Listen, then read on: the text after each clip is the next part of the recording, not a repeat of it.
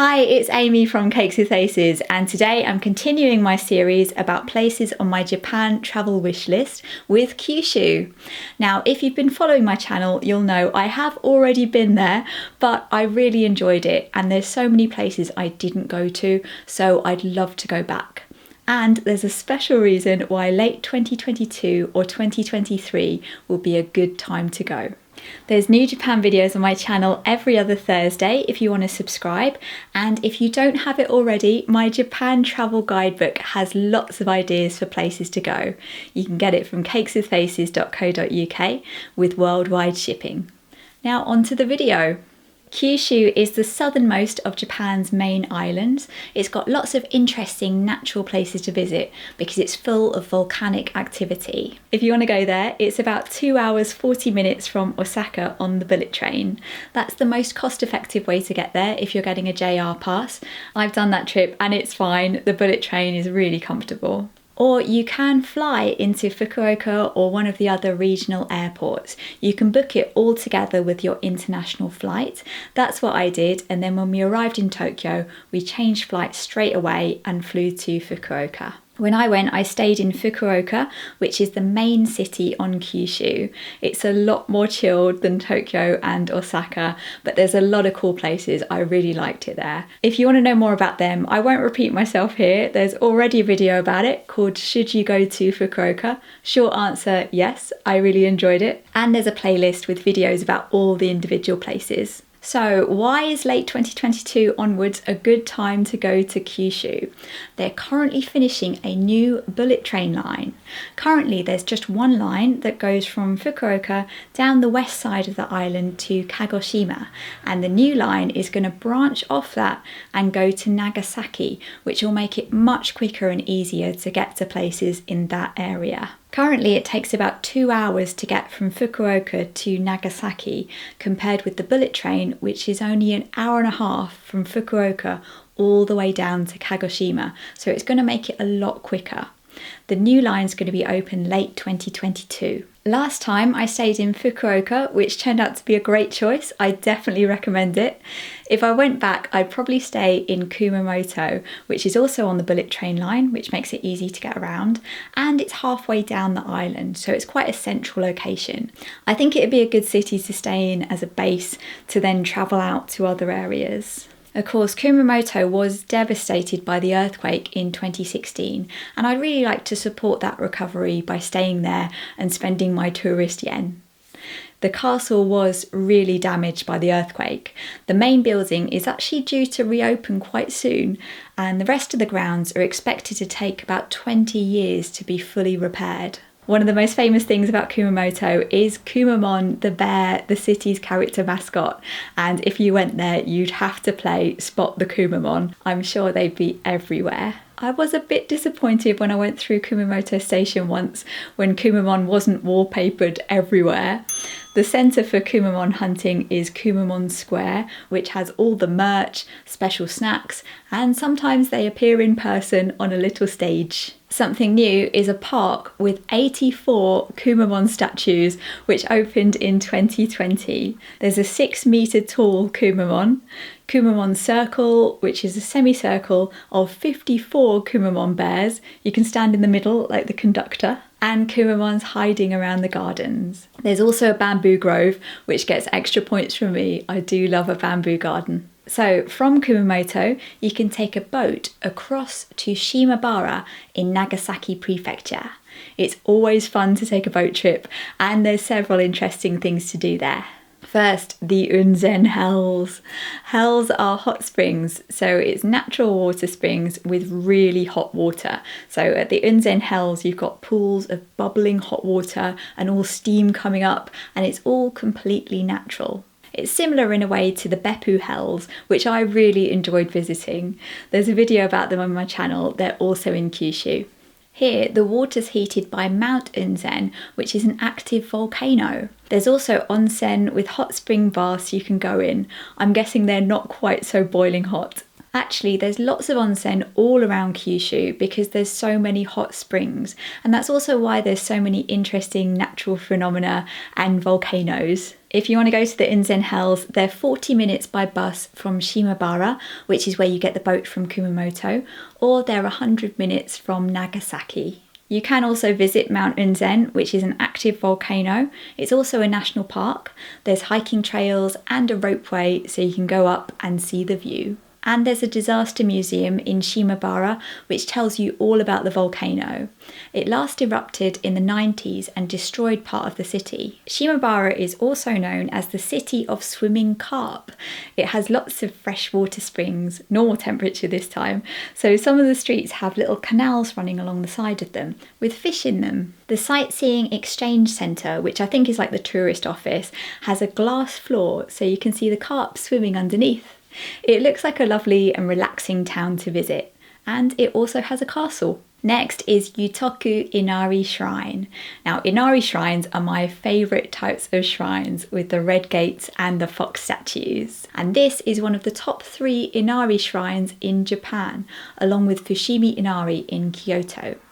Now, I don't know why we always hear about Fushimi Inari, but you hardly ever hear about this one because I think it looks just as good. The main hall's built into a hillside with all this red, there's probably a better word than scaffolding, holding it up.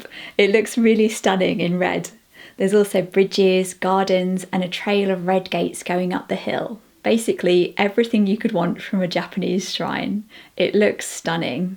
The trail of gates goes up through a forest and there's views from the top. I don't know why you don't hear about this more. It's about an hour from Fukuoka or Nagasaki on the train. If you're going there, just a few stops along on the train is another unusual shrine. This one's much smaller. It's called Uo Shrine. Uo Shrine.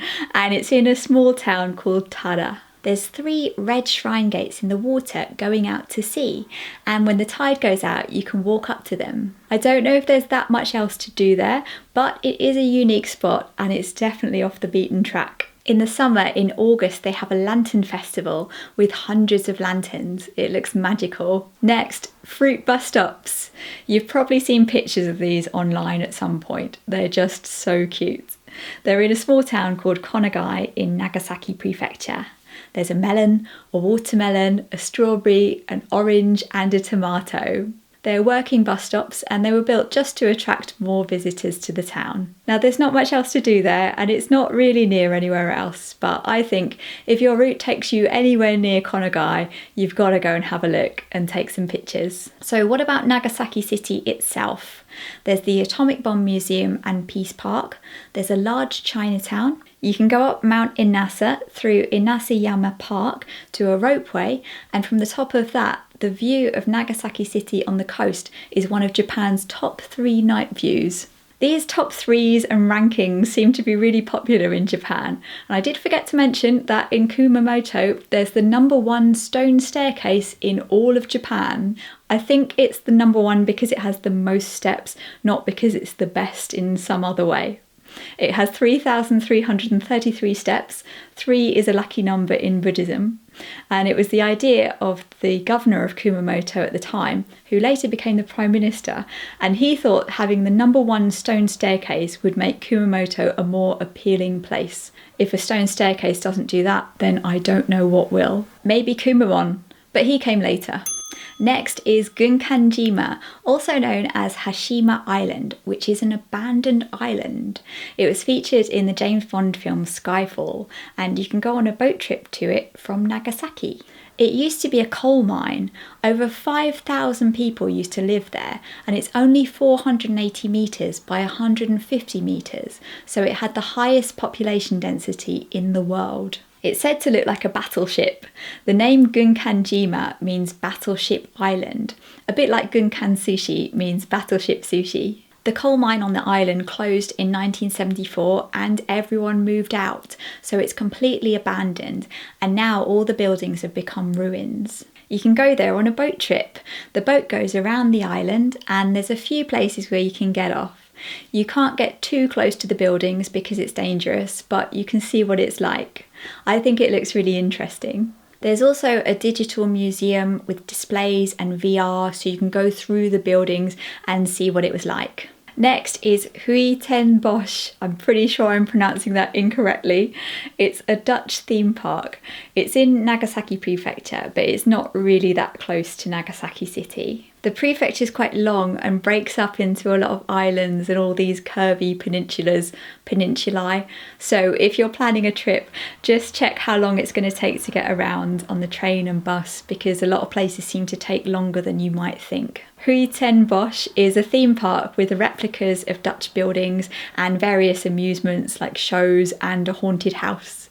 Personally, I've never really fancied it as a thing to do in Japan, but I thought I'd include it because it's one of the main things to do in this area that's always mentioned. So far, all the things I've mentioned have been on the west side of Kyushu, so I'm just going to go through a few others that I had to include, but bear in mind that these aren't very close to the other ones and they're not on the bullet train line, so they will take a bit longer to get to.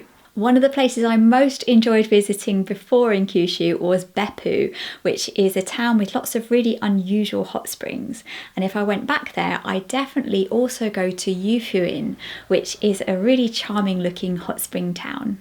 It's about an hour and 20 minutes from Beppu on the train.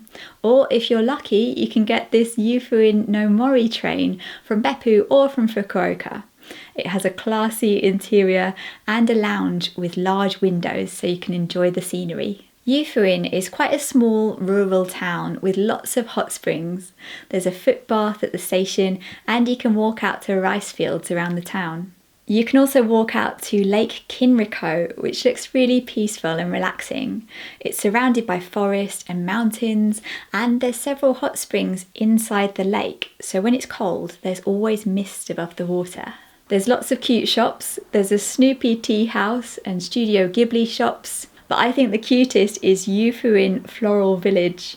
It's supposed to be themed like an English village in the Cotswolds. I think it looks really Studio Ghibli. I feel like I've mentioned too many places in this video already. There's just so much to do in Kyushu and so many really interesting natural places. But I've got to mention Takachiho Gorge. This is quite tricky to get to on public transport, but it looks amazing. It's got really tall sides and a waterfall, and you can go on rowing boats. Next, Mount Aso is always on lists of things to do in Kyushu. It's in the middle, kind of near Kumamoto. It's also an active volcano and it has a caldera, that's a lake in the crater. You can't always go near the top because of volcanic gases that are poisonous, so it's not always safe. Personally, I thought that Mount Unzen and that whole area looked more interesting overall, but Mount Aso is more well known, so I thought I'd include it just in case you fancy it. And if you've been there or if you've been to both, let me know which is the best. So I hope you enjoyed this roundup of things to do around Kyushu. Take a look at my Fukuoka and Kyushu playlist for more ideas, and tell me in the comments where you've been in Kyushu or where you'd most like to go. And I'll be back with more videos about Japan, not next Thursday, but the one after. See you then. Bye bye.